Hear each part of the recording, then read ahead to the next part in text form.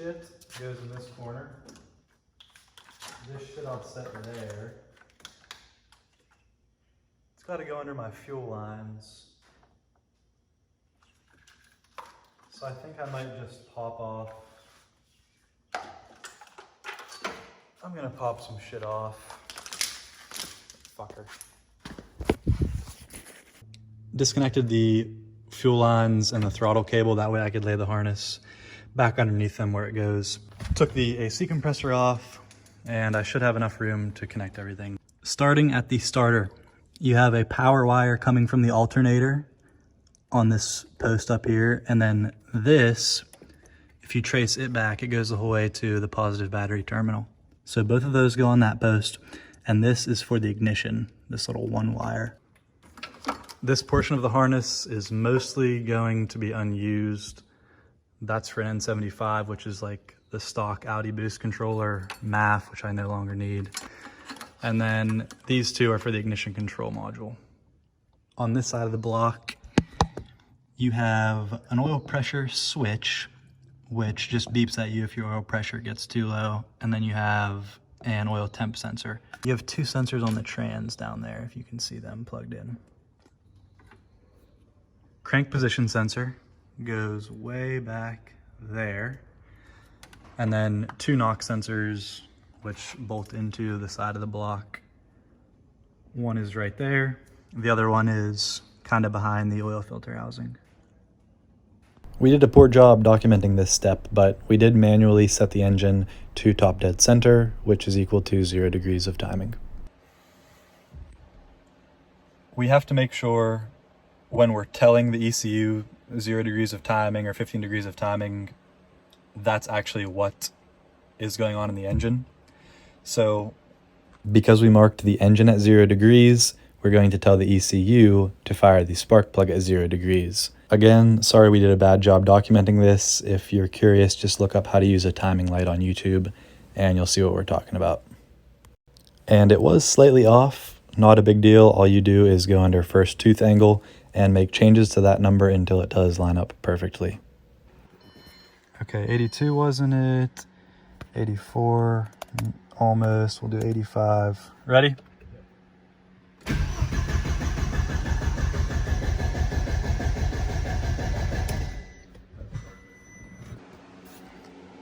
For, yeah? Injector 1.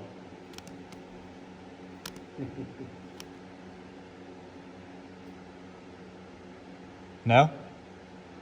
No. 2. That's not good. Got 2. No? No. Checked all the ignition coils, all of those fired. We got to the injectors, because I was so pumped and ready to start it. Got to the injectors, none of them had power. Well, none of them would fire. Checked continuity, they had continuity. Vince, I didn't know this, but Vince explained to me that the ground is switched to the ECU, so they should have constant 12 volts when the key's on, and none of them did. The other way you can test that is in here. So all of these read 0, and obviously it only has 4 injectors, but all these read 0. What Vince just did is put power directly to the injector from the battery. And whenever you do this,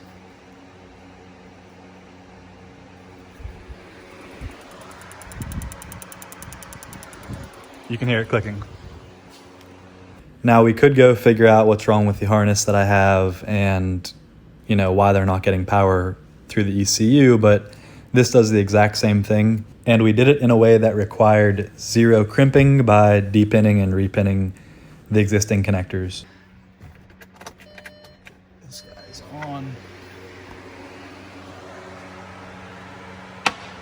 Not looks wise, we can clean it up, but the important thing here is, whoops,